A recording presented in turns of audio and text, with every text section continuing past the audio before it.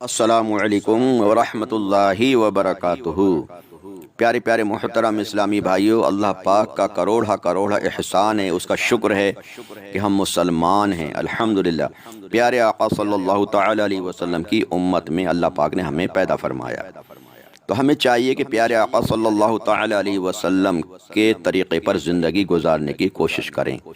لیکن آج مسلمانوں کی اکثریت ہے، بہت بڑی تعداد ہے کہ بہت بری عادتیں پائی جا رہی ہیں اور طریقے کے خلاف چلتے ہیں۔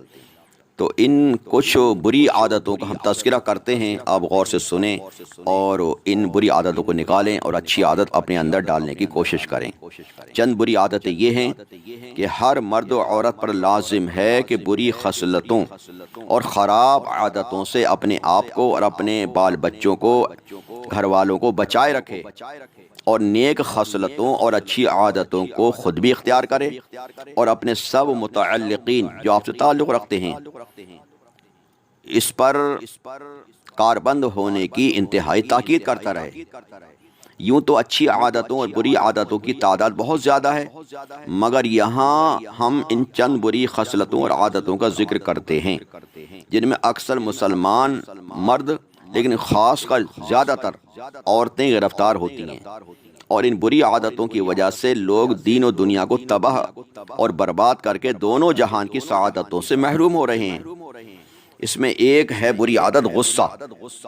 غصہ بے محل یعنی بے جگہ، بے جا اور بے موقع بات بات پر کثرت سے غصہ کرنا، یہ بہت خراب عادت ہے۔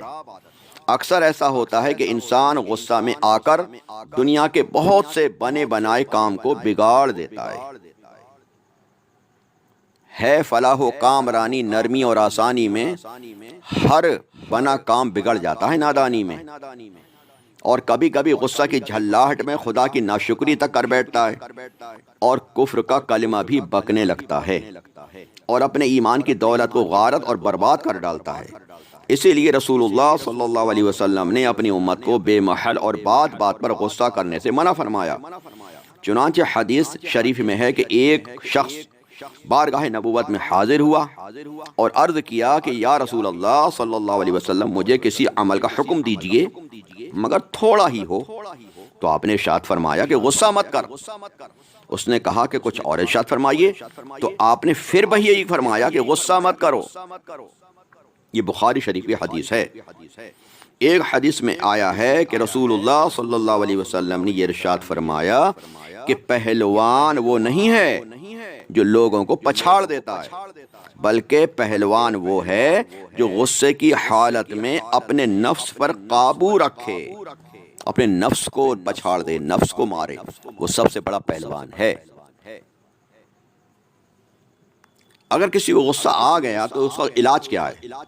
غصے کا علاج یہ ہے کہ جب بے محل غصہ کی جھلاہٹ آدمی پر سوار ہو جائے تو رسول اللہ صلی اللہ علیہ وسلم نے فرمایا ہے کہ اس کو چاہیے کہ وہ فوراً ہی وضو کر لے، اس لیے کہ بے محل اور نقصان دینے والا غصہ دلانے والا شیطان ہے، اور شیطان آگ سے پیدا کیا گیا ہے اور آگ پانی سے بجھ جاتی ہے، اس لیے وضو غصہ کی آگ کو بجھا دیتا ہے انشاءاللہ۔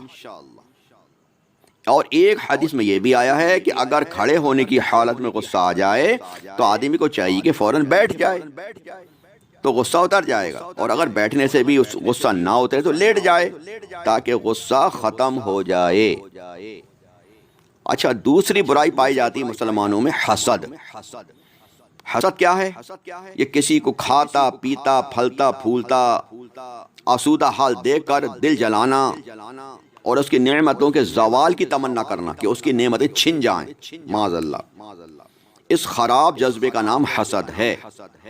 یہ بہت ہی خبیث عادت ہے اور نہایت ہی بری بلا اور گناہ عظیم ہے، بہت بڑا گناہ۔ حسد کرنے والے کی ساری زندگی جلن اور گھٹن کی آگ میں جلتی رہتی ہے، اسے نیند نہیں آتی، ہر وقت یہ سوچتا ہے کہ یار اس کو دولت کیوں مل گئی، مجھے مل جائے، چھن جائے، برباد ہو جائے، یہ معاذ اللہ۔ خامخواہ گھٹتا اپنے آپ کو اور اسے چین اور سکون نصیب نہیں ہوتا۔ اللہ تعالیٰ نے قرآن مجید میں اپنے پیارے رسول صلی اللہ علیہ وسلم کو حکم دیا ہے کہ حسد کرنے والے کے حسد سے آپ خدا کی پناہ مانگتے رہیں، اور رسول اللہ صلی اللہ علیہ وسلم نے ارشاد فرمایا کہ حسد نیکیوں کو اس طرح کھا جاتا ہے جس طرح آگ لکڑی کو کھا لیتی ہے۔ اللہ، جب آگ لکڑی کو کھا لیتی ہے تو لکڑی کیا بچتی ہے؟ کوئلہ بن جاتی ہے، راکھ بن جاتی ہے نا۔ تو اسی طرح نیکیاں برباد ہو جاتی ہیں حسد کرنے والے کی۔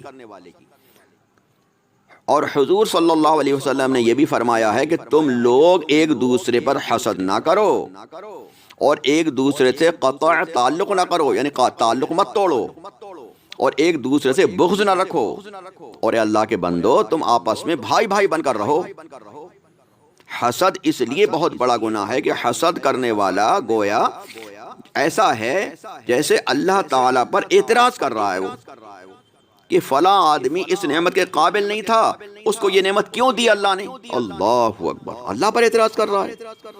اب پیارے بھائیو، اب تم خود ہی سوچ لو کہ اللہ تعالیٰ پر کوئی اعتراض کرنا کتنا بڑا گناہ ہوگا۔ اچھا، حسد کا علاج کیا ہے؟ حضرت امام غزالی رحمۃ اللہ علیہ نے فرمایا کہ حسد قلب کی، یعنی دل کی بیماریوں میں سے ایک بہت بڑی بیماری ہے، اور اس کا علاج یہ ہے کہ حسد کرنے والا ٹھنڈے دل سے یہ سوچ لے کہ میرے حسد کرنے سے، میری جلن سے ہرگز کسی کی دولت و نعمت برباد تو نہیں ہو سکتی، اور میں جس پر حسد کر رہا ہوں میرے حسد کرنے سے اس کا کچھ بگڑ بھی نہیں سکتا، بلکہ میرے حسد کا نقصان دین و دنیا میں مجھ کو ہی پہنچ رہا ہے کہ میں خواہ دل کی جلن میں مبتلا ہوں اور ہر وقت حسد کی آگ میں جلتا رہتا ہوں، اور میری نیکیاں برباد ہو رہی ہیں، اور میں جس پر حسد کر رہا ہوں میری نیکیاں قیامت میں اس کو مل جائیں گی۔ اللہ اکبر، نیکیاں برباد ہو رہی ہیں اور اس کو فری میں نیکیاں مل رہی ہیں جس سے حسد کیا جا رہا ہے۔ پھر یہ بھی سوچے کہ میں جس پر حسد کر رہا ہوں اس کو خدا تعالیٰ نے یہ نعمت دی ہیں، اور میں اس پر ناراض ہو کر حسد میں جل رہا ہوں، تو میں گویا خدا تعالیٰ کے فعل پر اعتراض کر کے اپنا دین و ایمان خراب کر رہا ہوں۔ یہ سوچ کر پھر اپنے دل میں اس خیال کو جمائے کہ اللہ پاک علیم و حکیم ہے، جو شخص اس چیز کا اہل ہوتا ہے اللہ تعالیٰ اس کو وہی چیز عطا فرماتا ہے۔ میں جس پر حسد کر رہا ہوں اللہ کے نزدیک چونکہ وہ ان نعمتوں کا اہل تھا، یعنی ان نعمتوں کا لائق تھا، اللہ پاک نے اس لیے اللہ تعالیٰ نے اس کو یہ نعمتیں عطا فرما دی، اور میں چونکہ ان نعمتوں کو اہل نہیں تھا، اس لائق نہیں تھا، اس لیے اللہ تعالیٰ مجھے نہیں دیے۔ اس طرح حسد کا مرض دل سے نکل جائے گا اور حاسد کو حسد کی جلن سے نجات مل جائے گی۔ سب کا بھلا ہو سب کی خیر، اور سب کے بھلے میں اپنی خیر۔ اے میرے دل ہر دم یہ دعا کر، یا میرے مالک سب کا بھلا کر۔ تو ہمیں سب کی بھلائی کے لیے دعا کرنا چاہیے۔ جب بندہ سب کی بھلائی کے لیے دعا کرتا ہے تو پھر اللہ پاک اس کو اور عطا فرماتا ہے۔ یہ کہے اللہ پاک تو اس کو اور دے، اور اس کے ذریعے مجھے بھی دے، تو یہ بہتر ہے۔ یہ نہ کہ اس کی چھن جائے مجھے مل جائے، یا اس کا برباد ہو جائے۔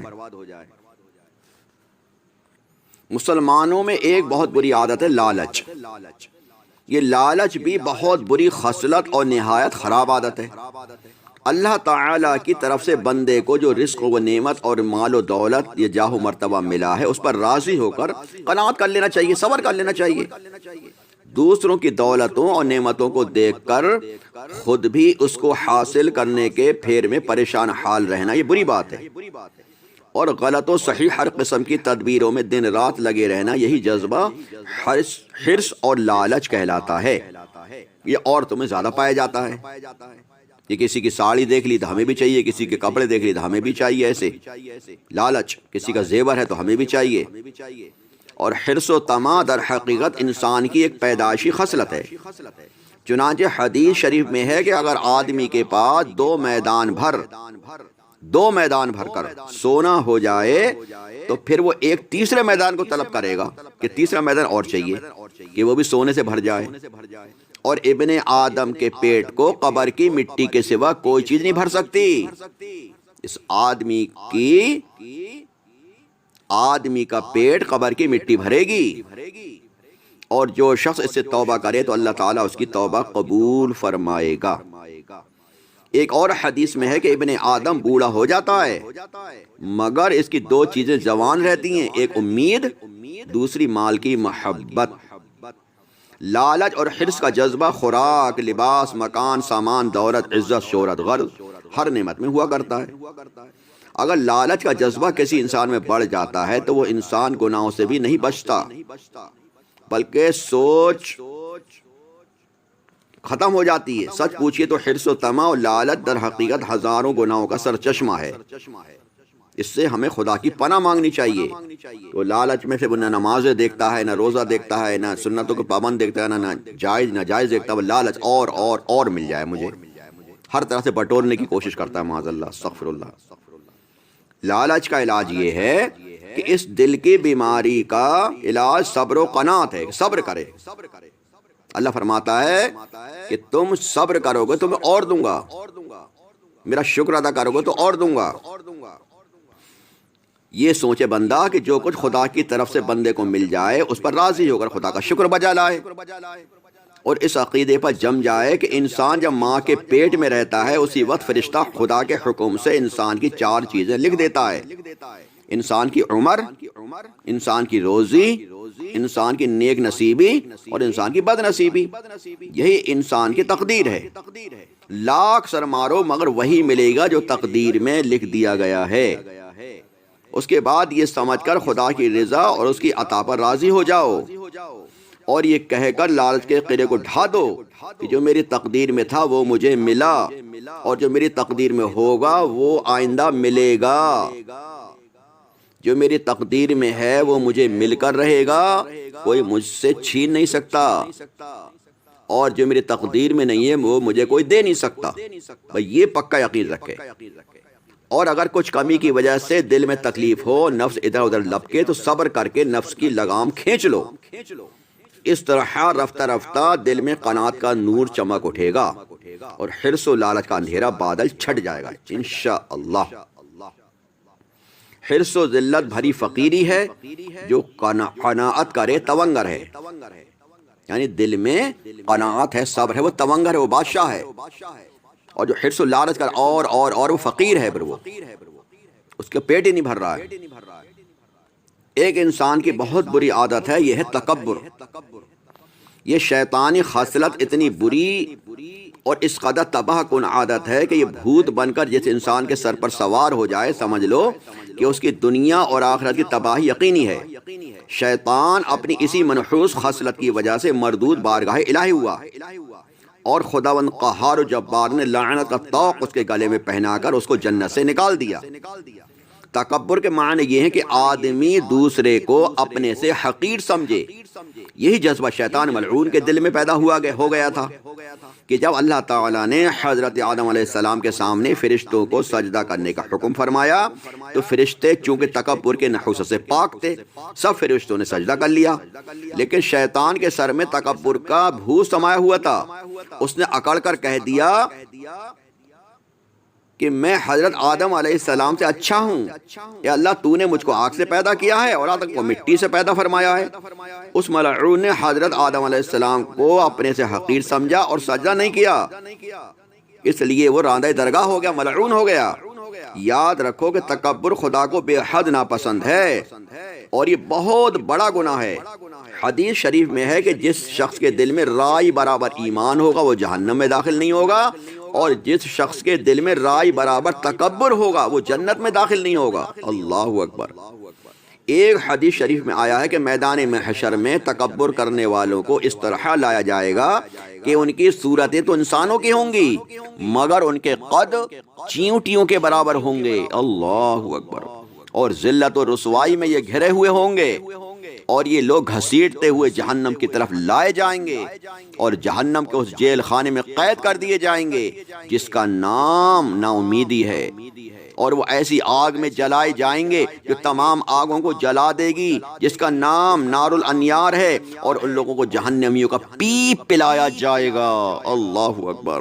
پیارے پیارے اچھے اسلامی بھائیوں اور پیاری بہنوں، کان کھول کر سن لو کہ تم لوگ جو کھانے، کپڑے، چال چلن، مکان، سامان، تہذیب و تمدن، مال و دولت، ہر چیز میں اپنے کو دوسرے سے اچھا اور دوسروں کو اپنے سے حقیر سمجھتے رہتے ہو، اسی طرح بعض علماء اور بعض عبادت گزار علم و عبادت میں اپنے کو دوسرے سے بہتر اور دوسروں کو اپنے سے حقیر سمجھ کر اکڑتے ہیں۔ یہی تکبر ہے۔ خدا کے لیے اس شیطانی عادت کو چھوڑ دو اور تواضع انکساری کی عادت ڈالو، یعنی دوسروں کو اپنے سے بہتر اور اپنے کو ہر چیز میں دوسروں سے کمتر سمجھو۔ حدیث شریف میں ہے کہ جو شخص اللہ تعالیٰ کے لیے تواضع انکساری کرے گا، عاجزی کرے گا، اللہ تعالیٰ اس کو بلند فرمائے گا۔ وہ خود کو چھوٹا سمجھے گا مگر اللہ تعالیٰ تمام انسانوں کی نگاہ میں اس کو عظمت والا بنا دے گا، اور جو شخص گھمنڈ اور تکبر کرے گا اللہ تعالیٰ اس کو پست کر دے گا، نیچے کر دے گا۔ وہ خود کو بڑا سمجھے گا مگر اللہ تعالیٰ اس کو تمام انسانوں کی نظروں میں کتے اور خنزیر سے زیادہ ذلیل بنا دے گا۔ اگلی آڈیو انشاءاللہ اگلی آڈیو میں سنیں گے اگلا بیان۔ اللہ پاک ہم سب کو حق کہنے، حق سنے، حق پر عمل کرنے کی توفیق عطا فرمائے۔ آمین بجاہ النبی الامین صلی اللہ تعالی علیہ وآلہ وسلم۔